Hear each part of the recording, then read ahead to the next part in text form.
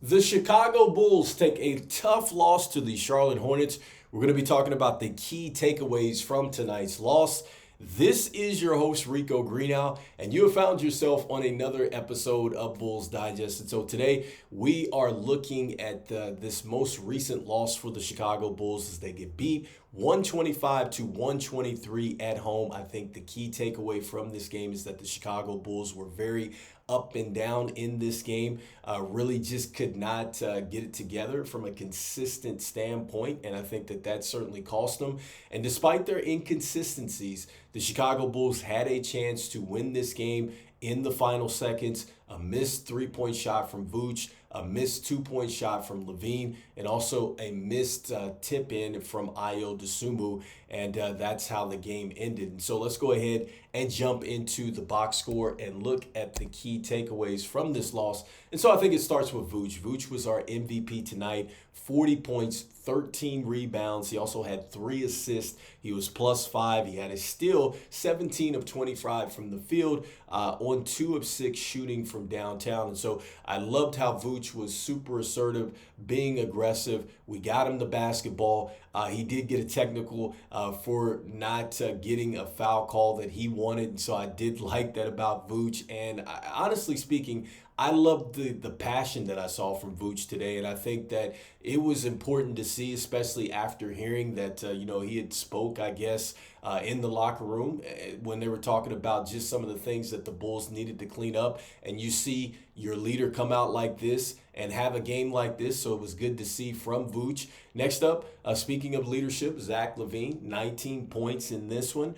He also had 8 assists. He also had 6 rebounds, and he was +4 on 7 of 15 shooting. Now, he did have 4 turnovers, and he really didn't necessarily have it going from a scoring standpoint, but I did like the fact that he was finding teammates out there and, again, playing off of others, and so that is something that has been constant for Zach LaVine. If he doesn't have it going, he's not forcing the action. In that last shot, it was a deep 2. You probably would have liked to see him maybe take a 3 from that deep or have gone to the basket maybe and gotten some contact. But you know what? He took the shot. It didn't go down. Fine with it. And so Zach LaVine, I think, plays a solid game. Next up, I think another solid game, it goes to Coby White. In fact, I think he had a very good game because with him, the confidence continues to, I think, grow. And I don't think that this guy necessarily wavers in confidence. But I think that what we saw is just that he's really turned the page, I think, from just really the slump that maybe he was in. You could see that he was getting downhill, getting to the basket. And so I did like some of the drives that I saw from him. And I also liked where he was just getting to his spots. There was the times where the Bulls were running like on a fast break. He would get to a spot, and then the ball would find him, and he would just knock down a three-point shot. And so that was good to see. He was 4 of 5 from 3, 6 of 7 from the field. He had 8 assists. He also had 5 rebounds. Still, he was +4, so a lot of activity from Coby White, too. And so next up, talking about the players that struggled in the starting lineup. And so starting with Patrick Williams, look, 5 points and 0 rebounds, 1 assist, 2 blocks. -17, 2 of 8 from the field, 1 of 5 from 3. And I'm not sure what else to say with Patrick Williams. One of the things that is pretty interesting is you do see that he only played 17 minutes in this game. And so maybe Billy Donovan maybe indicating now that he's willing to maybe shake it up. I mean, that's something that we'll have to really monitor, I think, as we move into the next games coming up. But, yeah, Patrick Williams continues to struggle. Josh Giddey, look, he started off well, and then just, it went downhill from there. He had 6 points. He had the 5 assists, 5 rebounds, 0 steals. He was -16. He wasn't in the closing lineup. 3 of 7 from the field, 0 of 2 from 3, and he also had 4 turnovers, so a tough one for Josh Giddey. And so next up on the bench and looking at some of the key performers there, I want to start with Lonzo. I think that Lonzo played a very good game, 6 points, 3 assists, 3 rebounds, 3 steals, +16. But what I liked most about Lonzo is continuing to help this team just with his basketball IQ on the defensive end and also to the offensive end too, But, I just love that there was one play, I think, late in this game where it was a good box out on Bridges that allowed us actually to get the possession to go down and try to either win the game or maybe tie it up. And so just his impact is always shown, and so it was good to see with Lonzo, and it was good also to see him go against his brother LaMelo Ball. And so next up, Ayo Dosunmu. So I definitely think that he was certainly a bright spot for the Chicago Bulls. He's come back. I think this is his second game back. And I think that he played pretty solid. 9 points, 5 rebounds, 4 assists, 1 steal. So really just going ahead and stuffing the stat sheet. He was +4. He was 4 of 8 from the field. He looks like that, there's no, signs of him having any issues with the calf. I think that he showed like the quickness and, the ability to get downhill, set a nice physical screen on Mark Williams in the first half and got a nice little pick and roll action going. So very much Ayo is back, and so that was good to see.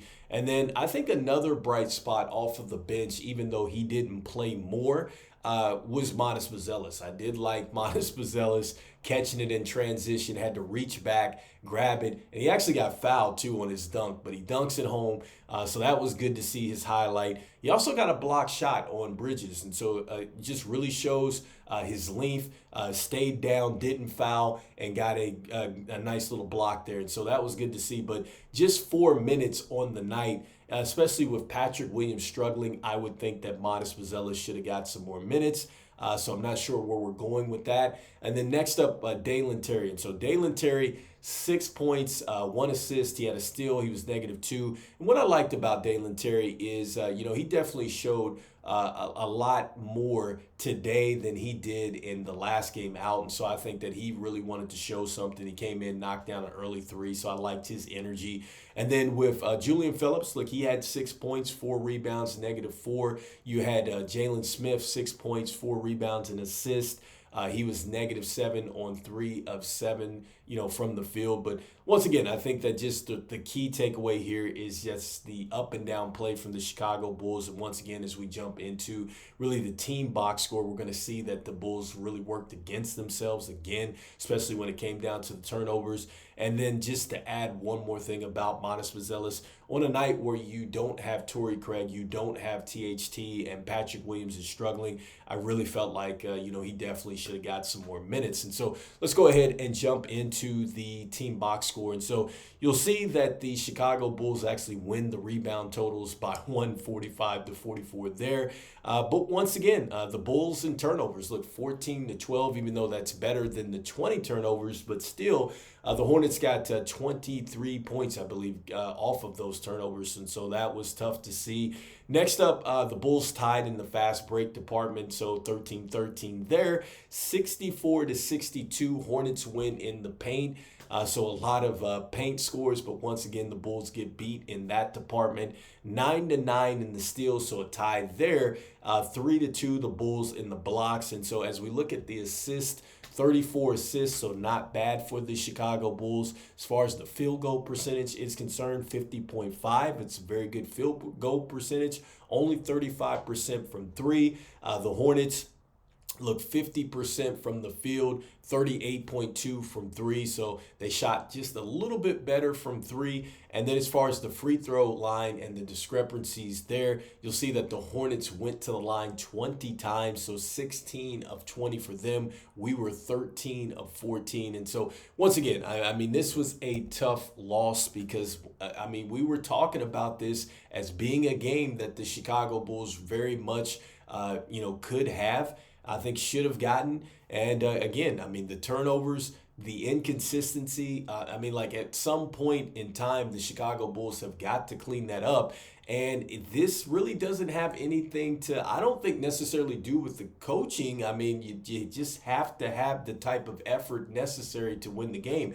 They didn't start off well. I think that was key, and that goes into like the up and down, and then they turn it on, get back into the game, and it's just like you want that constant effort from start to finish for this team. And so that's certainly something that they're going to have to fix as the season goes along, no matter what they do with the roster. And so I just just want to go ahead and thank everybody out there for liking, subscribing, and sharing to the content. It means a lot to us here at Pools Digest as we try to reach our goal of 5,000 subscribers before the end of the NBA season out there. Wanted to let you know about 68.3% of you that watch are not subscribed to the channel. So make sure you go ahead and mash that subscribe button for us, as that helps us obviously get to that subscriber goal. And so, look, even though the Chicago Bulls lose today in a tough one, the season keeps going on. We know that we have all this trade talks and rumors and all this stuff out here.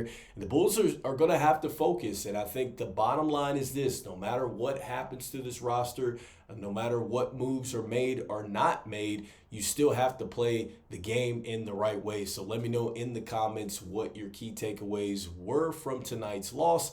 And as we always say, go Bulls. And I will see you on the next one. Peace.